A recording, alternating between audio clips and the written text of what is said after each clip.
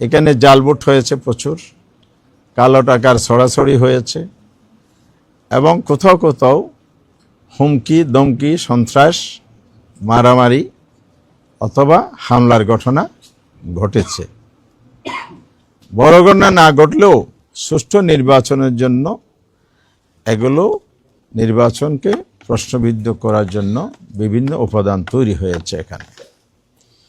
Second thing হচ্ছে, যারা নির্বাচন প্রক্রিয়ার সাথে জড়িত ছিলেন মাঠ পর্যায়ে, সেখানে প্রার্থীদের পক্ষ থেকে, প্রার্থী সিভিলিয়ানদের পক্ষ থেকে বিভিন্ন ধরনের অভিযোগ কমপ্লেন দায়ের করা হয়েছে, কিন্তু সেগুলো কার্যত কোনো ব্যবস্থা আমরা দেখি নাই। এরপরে আইনশৃঙ্খলা নিয়োজিত বাহিনী, যৌথ বাহিনী, এখানে অস্ত্র উদ্ধারের জায়গাটাও আজকের কমিশনও একই কথা বলেছেন যে এখনো 4 শতাধিক পিস্তল হারানো উদ্ধার হয়নি, কিছু অস্ত্র উদ্ধার হয়েছে, আর অবৈধ অস্ত্র তো আছেই। সব মিলে এই জায়গাটাও নির্বাচনের মধ্যে প্রভাব তৈরি করছে, এই অস্ত্রগুলো ভূমিকা রেখেছে, আমাদের কাছে রিপোর্ট আছে। আরেকটা বিষয় হচ্ছে, কালো টাকা অস্ত্র হুমকি দমকির পাশাপাশি ইলেকশন ম্যানিপুলেশন করার কিছু কার্যক্রম আমরা লক্ষ্য করেছি। যেমন কোনো কোনো কেন্দ্রে সেখানে কর্তব্যরত অফিসাররাও নিজেরা ব্যালটে সিল মারার কাজে লিপ্ত ছিলেন বলে অভিযোগ আছে।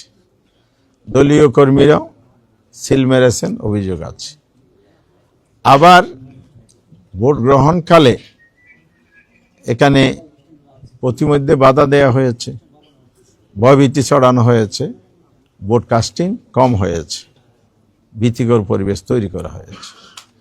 আমরা যারা 11 দল একসাথে ইলেকশন করেছি, তাদের পক্ষ থেকে বারবার কমিশনকেও বলা হয়েছে, স্থানীয়ভাবে বলা হয়েছে, কিন্তু এটার কোনো পদক্ষেপ আমরা সন্তোষজনকভাবে পাই নাই। নির্বাচন শেষ হলো 4:30টায়, নির্দিষ্ট সময় অনুযায়ী 7:30টায় শুরু হয়েছে। 2 থেকে 3 ঘন্টা পার হওয়ার পরও দেখা গেছে ভোট কাস্টিং আশানুরূপ ছিল না। আবার শেষ দিকে কিছু কিছু কেন্দ্রে যে ভোট কাস্ট হয়েছে, 4:20-এর মধ্যে যে রেজাল্টটা রেকর্ড আমরা পেয়েছি, পরে পূর্ণাঙ্গ রেজাল্ট হওয়ার পরে দেখা যাচ্ছে সেই সেম কেন্দ্রে অস্বাভাবিকভাবে ভোট কাস্টিং দেখানো হয়েছে। তাইলে এখানে ব্যালট অতিরিক্ত ব্যবহার, এক্সট্রা ব্যালট ব্যবহার হয়েছে কিনা, এটা প্রশ্ন থেকে গেল। সব মিলে ইলেকশন ভোট গ্রহণের প্রক্রিয়ার মধ্যে এই ত্রুটিগুলো লক্ষ্য করা গেছে। সেকেন্ড হচ্ছে ভোট গণনার ক্ষেত্রে কোথাও কোথাও এজেন্টকে ফোর্স করে বের করা হয়েছে, আবার যারা ছিলেন নিষ্ক্রিয় করা হয়েছে, কমপ্লেন দিলে ধমকি হুমকি দেওয়া হয়েছে, এ ধরনের কমপ্লেনও আছে। অর্থাৎ সুষ্ঠু গণনার যেই সুস্থ পরিবেশ দরকার, সেটা কোথাও কোথাও ব্যাহত হয়েছে, এটা ছিল না। ফলে ইলেকশন ভোট গণনার মধ্যে যদি ত্রুটি থেকে যায়, ফলাফলে তার প্রভাব পড়বে, এটাই স্বাভাবিক। রেজাল্ট শিটেও দেখা গেছে ঘষা মাজা, কাটাছিটা, ওভার রাইটিং, এবং অনেক জায়গায় যে অরিজিনাল এজেন্ট ছিলেন প্রার্থীর, তার স্বাক্ষর নেওয়া হয়নি রেজাল্ট শিটে। যেমন ঢাকা 6 মনে হয় আব্দুল মান্নান 6 আসনে রেজাল্ট শিট লেখা হয়েছে পেন্সিলে, সেখানে আমাদের প্রার্থী ছিলেন দাঁড়িপাল্লার ডক্টর আব্দুল মান্নান। রেজাল্ট শিটটা আমাকে দেখিয়েছে, কালকে আমি দেখেছি। সেখানে আমাদের এজেন্ট মুসলিম ছিলেন, নামে তো মানুষ বোঝা যায়, কিন্তু এজেন্টের নাম লেখা আছে একজন হিন্দু ভদ্রলোকের নাম। তো এজেন্ট নাম পরিবর্তন যে হয়ে গেল, তাহলে এটা এই রেজাল্ট শিটের বৈধতা কি?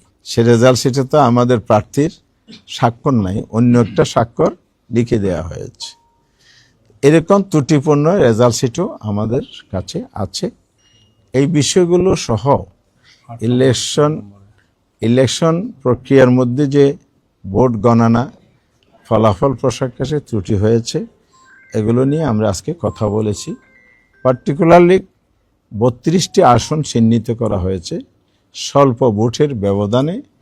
এখানে আমাদেরকে হারিয়ে দেওয়া হয়েছে, এটা আমাদের প্রার্থীদের বক্তব্য। সেখানে আল্লামা মামুনুল হক সাহেব, বাংলাদেশ খেলাফত মজলিসের যিনি প্রধান, জামায়াত ইসলামী সেক্রেটারি জেনারেল অধ্যাপক মিয়া গোলাম পরোয়ার আসন, ঢাকা 8 আসনের নাসিরউদ্দিন পাটোয়ারি, এই নামগুলো আপনারা জানেন, চিনেন, এই জন্য এগুলো বললাম। এই জন্য এই ধরনের আরও অনেকেই, যেগুলো আমরা তালিকা জমা দিয়েছি, কমিশনের কাছে বলেছি এগুলো রিকাউন্টিং করা হোক, পুনর্গণনা করা হোক।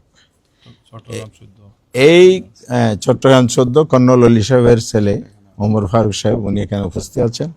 ওনার অনেকগুলো এভিডেন্স উনি কমিশনকে শো করেছেন, উনি কি করেছেন, কি কমপ্লেন ছিল। এরপরে প্রার্থী ব্যালট ইনভ্যালিড করার ক্ষেত্রে ঋণ খেলাফিদেরকে বৈধতা দেয়া হয়েছে, দ্বৈত নাগরিকত্ব বৈধতা দেয়া হয়েছে। এই বিষয়গুলো হলো মেজর বিষয় হিসেবে আমরা পেশ করেছি কমিশনের কাছে। আমরা এটাও বলেছি, আপনারা তড়িঘড়ি করে গেজেট প্রকাশ করেছেন, কারণ 12 তারিখ ইলেকশন হয়েছে, 13 তারিখ রাত 11টায় গেজেট প্রকাশ হয়েছে। তাহলে একটা লোক পঞ্চগড় থেকে, টেকনাফ থেকে, কুতুবদিয়া থেকে এসে আবার 13 তারিখ কমপ্লেন দায়ের করতে পারেন নাই। তার 14 তারিখ হলে তিনি পারতেন। তার মধ্যে ওমর ফারুক সাহেব একজন, তিনি ওখানে জিজ্ঞেস করেছেন, বলে যে এখানে না, অর্থাৎ উপজেলায়। তার জেলায় গেছেন, রিটার্নিং অফিসার গেছেন, বলে যে এখানে না। আবার উনি দৌড়ে আসছেন ইলেকশন কমিশনে, এখানে আসার পরও বলে যে গ্যাজেট হয়ে যাওয়ার কারণে সুযোগ নাই। এই যে বিষয়গুলো তড়িঘড়ি করে করা হয়েছে, অথচ 13 তারিখ সকালেই আমাদের ডেলিগেশন আসছিল, এনসিপির ডেলিগেশন আসছিল, তারা বলেছে আপনারা গেজেট প্রকাশ করবেন না, আমাদের এই কমপ্লেনগুলো আছে, পুনর্গণনা, বিশেষ করে এই কয়টি আসন স্থগিত রেখেই পুনর্গণনার মধ্য দিয়ে স্বচ্ছতার সাথে আপনারা রেজাল্টটা দেন, তারপরে গেজেট দেন।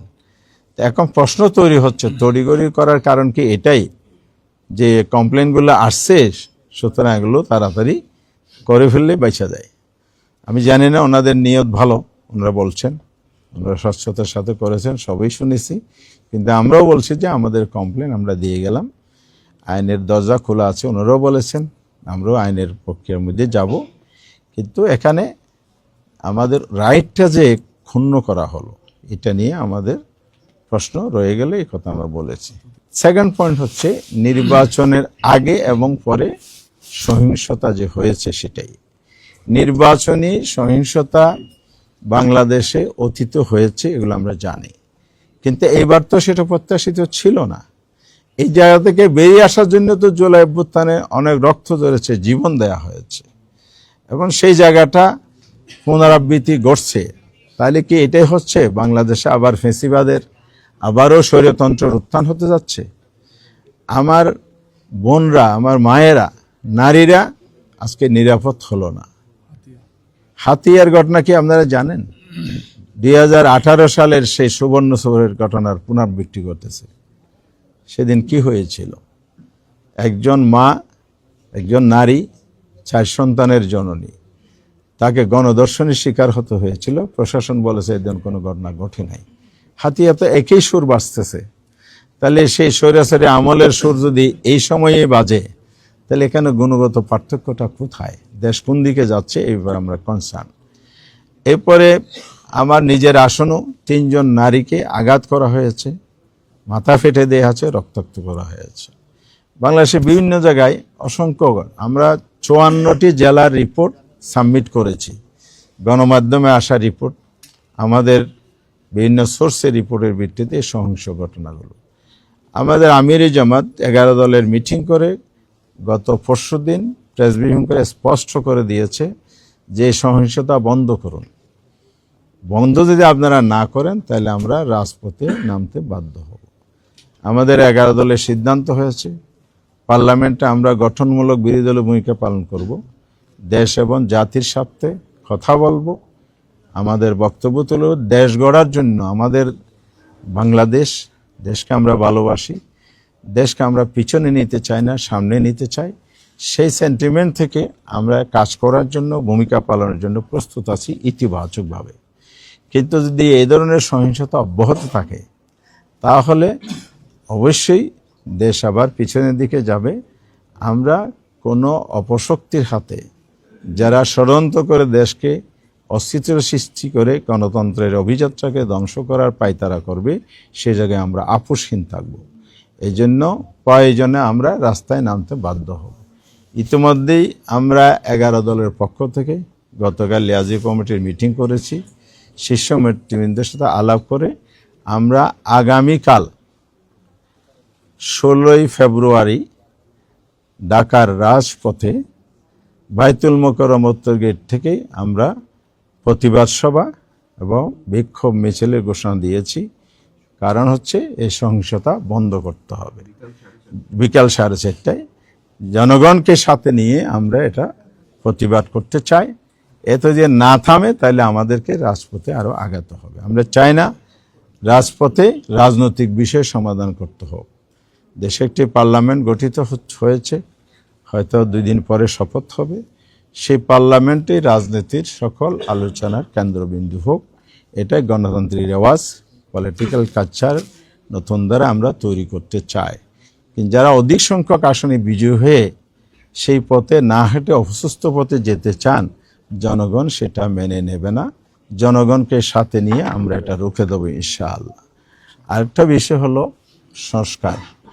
হানা ভোট হয়েছে, এখানে অবাক হওয়ার মতো বিষয়, বিভিন্ন আসনে আপনার ধানের প্রার্থী বা তাদের জোটের প্রার্থী যা ভোট পেয়েছে, না ভোট পড়েছে সেই পরিমাণ।